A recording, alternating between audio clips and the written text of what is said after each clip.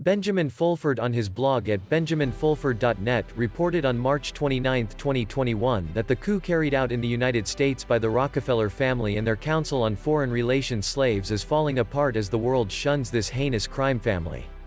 Following the exit of Donald Trump, there is a growing consensus among the power elite that Joe's presidency is becoming a disaster movie. That is why a third alternative is being worked on at the highest levels of world power, multiple secret society sources say. As things stand, the Dragon family, the P3 Freemasons, the Knights of Malta, the British Commonwealth, the Lotus Freemasons, the Russians, and other groups have agreed that a meritocratically staffed future planning organization, with trillions of dollars in funding, is needed for the planet.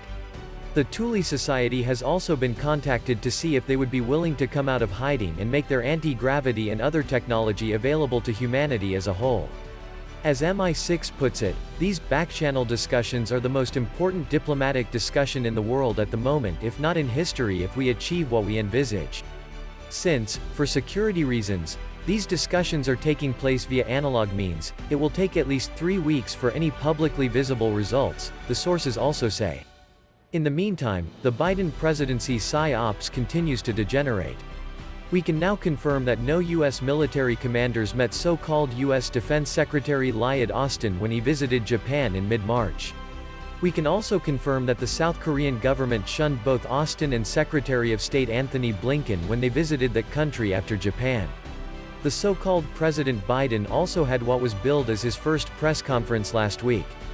However, it did not take place at the White House and no foreign reporters were there. Nor were the vast majority of the White House reporters from the Trump administration there. In other words, it was a completely staged incident using propaganda slave reporters throwing softball questions to a mentally challenged Biden look-alike who could barely read his teleprompter.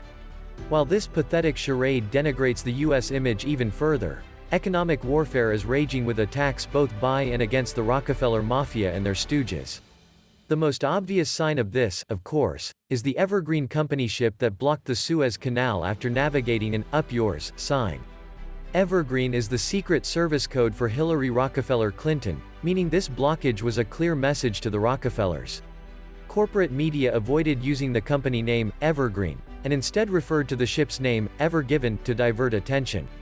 As has been reported widely elsewhere, a major Chinese highway was also blocked by a truck with the Evergreen logo on it.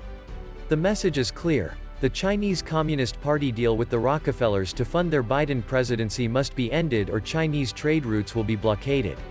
The Chinese took the blockage of the Suez Canal to be an act of war and responded by shooting down 2 U.S. military satellites, Asian secret society sources say. The short video clips below show their destruction, the sources say. The blockage of the Suez Canal and the shooting down of satellites were only the most visible recent signs of the ongoing hybrid world war.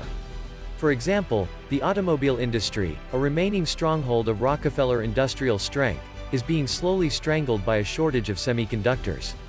NXP Semiconductors and Infineon Technologies, the world's #1 and #3 players in automotive chips, had their production knocked out in February by the unnatural storms in Texas. Now Japanese chipmaker Renesas Electronics, the #2 player in automotive chips, says their plant was destroyed by a fire last week. So the world's automotive industry is grinding to a halt. We are also seeing attacks on oil and gas refineries all over the world.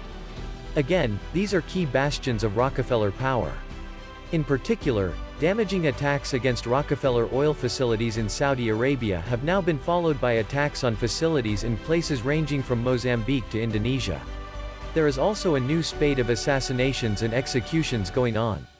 Tom Hineghan, who published the picture of Nazi CIA agent Mike Cotrell, briefly reported last week that Cotrell had been killed. Michael Cotrell claims to be the person to have the codes to unlock the system of banking so reset can commence.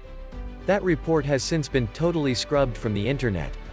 In a recent interview with Cotrell on March 19, 2021 by Coffee with Mark Z, Cotrell was very much alive and talking about the financial reset and the redemption of currency notes.